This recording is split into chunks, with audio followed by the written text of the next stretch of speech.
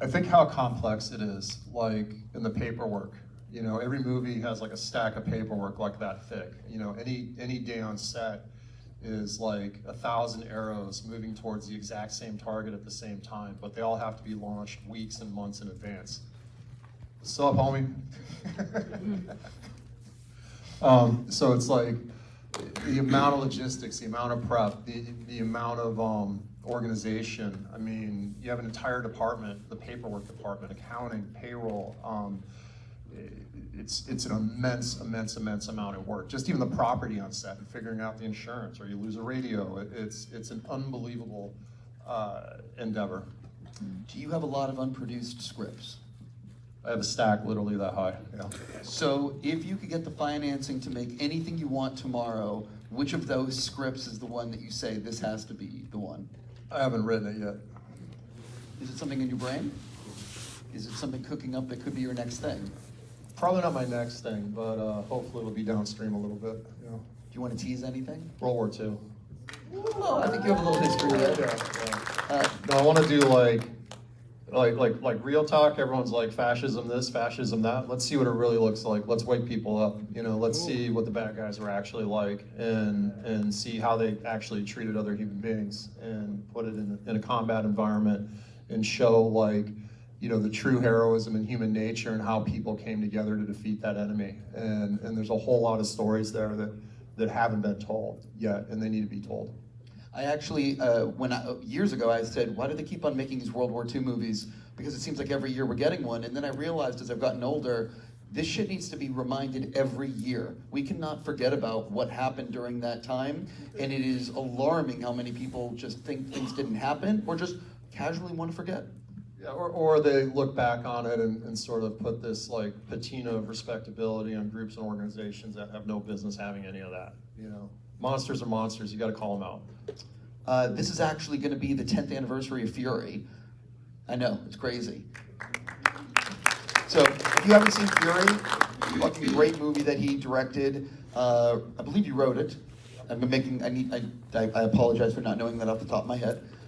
It's a crazy cast, but the thing about that film is it had a lot of deleted scenes. There's like 45 minutes or so of extended or deleted scenes. Do you ever, for that film, did you ever want to release like an extended cut, or was a theatrical cut of that movie the one you're like, this is the one?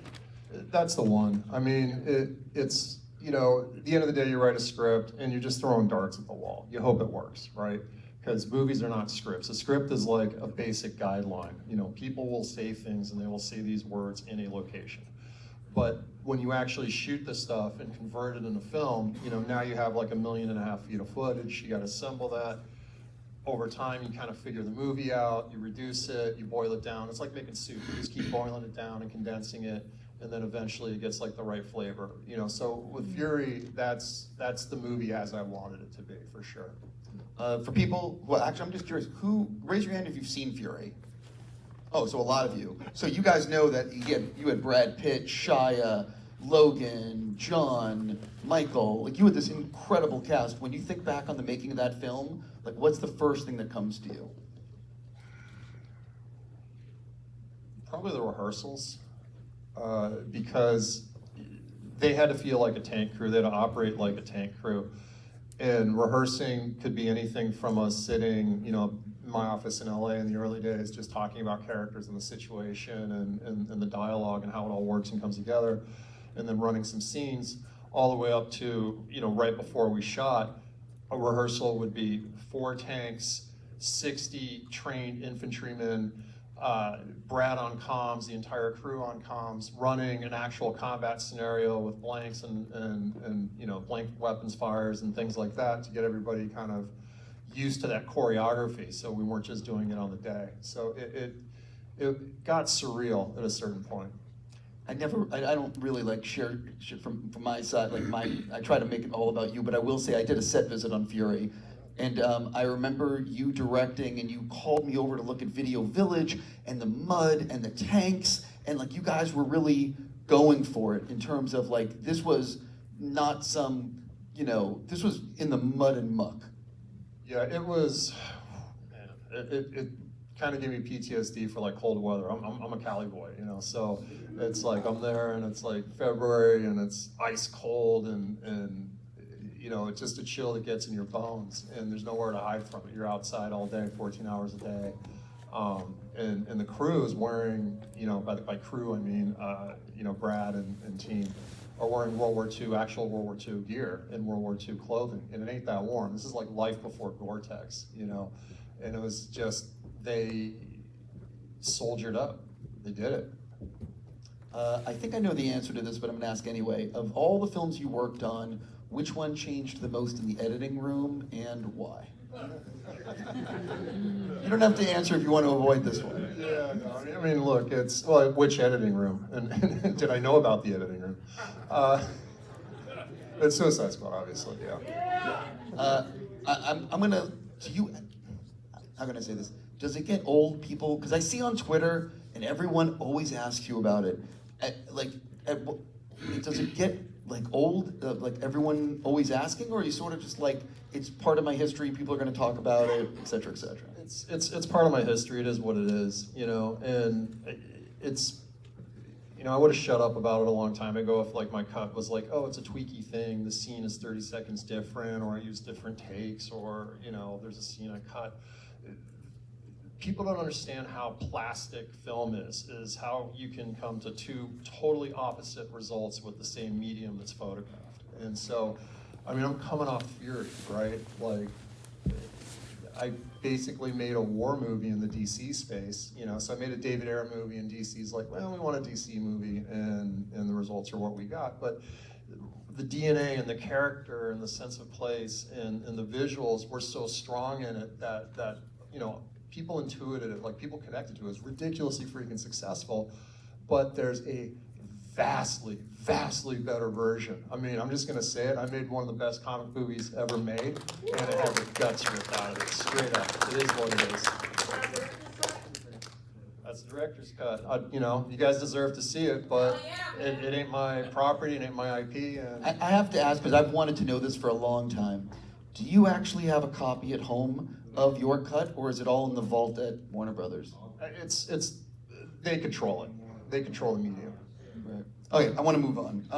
So no, because we're not here for that. So you worked, a lot of people don't realize, you worked on the first Fast and Furious movie, and I believe it was you who called it to go from New York to LA to do the street racing. Like, a lot of the DNA of the Fast and the Furious came out of your brain. And I don't think enough people give you credit for that. So I want to actually, that's what I'm more interested in, is like, can you talk about your involvement in that franchise at the beginning?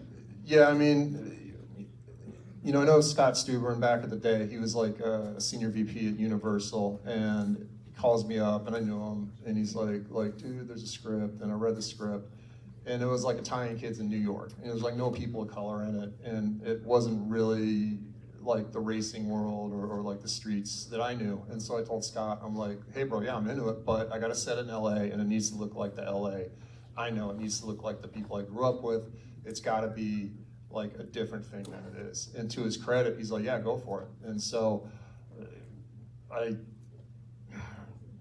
just do what I do, and I hit the streets, and I started talking to the heads that are out there, like turning Honda Civics into 500 horsepower cars, you know, and it's like they're running like, you know, 9-second quarter miles in a Honda Civic, and I'm like, bro, what's going on?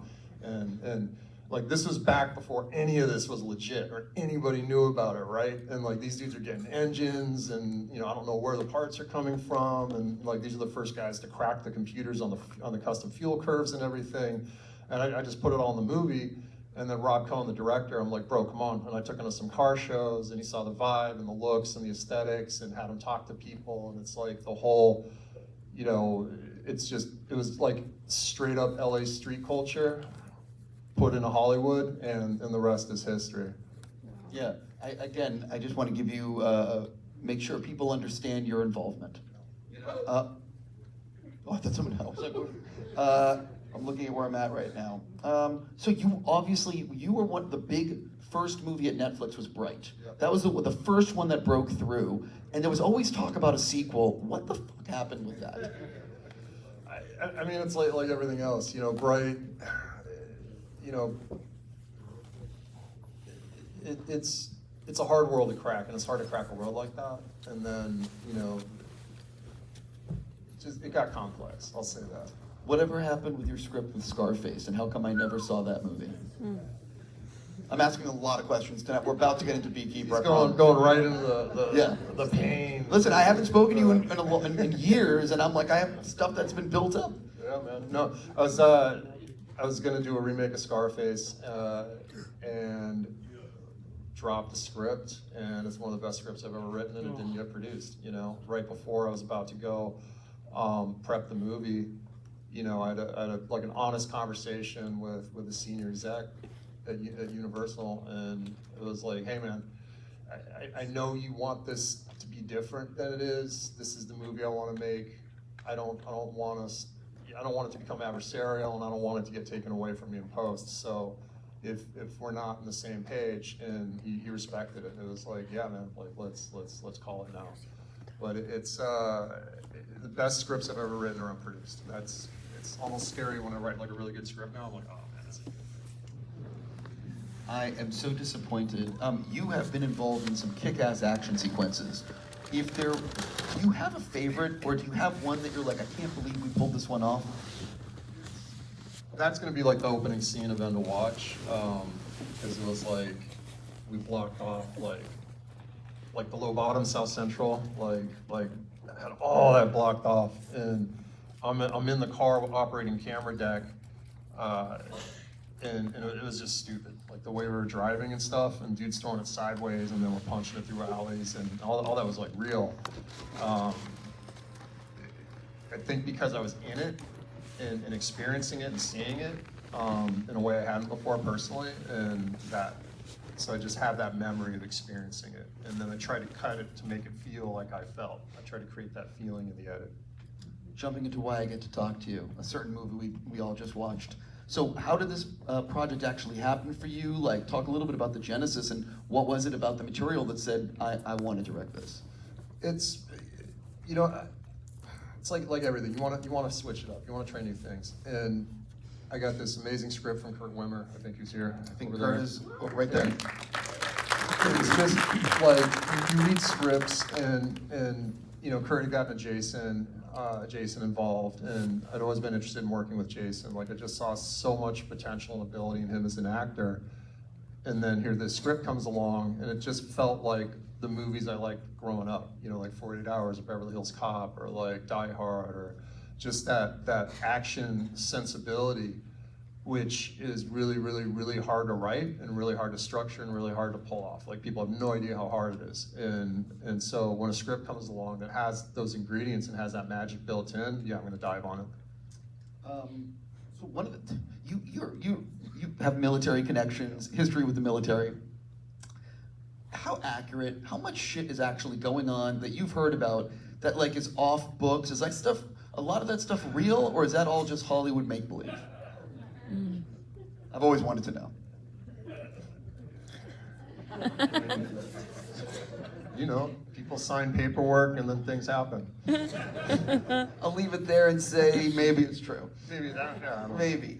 So one of the things that I wish the opening 10 or 15 minutes of this movie could be seen by like every fucking person over the age of 70. So they could like actually understand what people are doing. That's one of the things I've really enjoyed about this, is like bringing in what's really going on with people instead of it being what a lot of us have seen again and again. So talk a little bit about trying to depict that as accurately as you can. Is what is on screen really the way it happens? Like, talk a little bit about that. Yeah, I mean, you have a lot of sophisticated people out there who take a lot of money from people who are classic action thrill ride. Like, and in my movies, typically I have like a long burn first act because I'm setting up the world and character. And then once it goes, there's always gonna be a certain point where like once you hook in, you're going. So for me, it was like really sticking to the spirit of like Kurt's script and getting it as like fine-tuned and fast and paced up and fine-tuned. What was the, if you remember, what was the last thing you cut out before picture locking? I don't remember. We dropped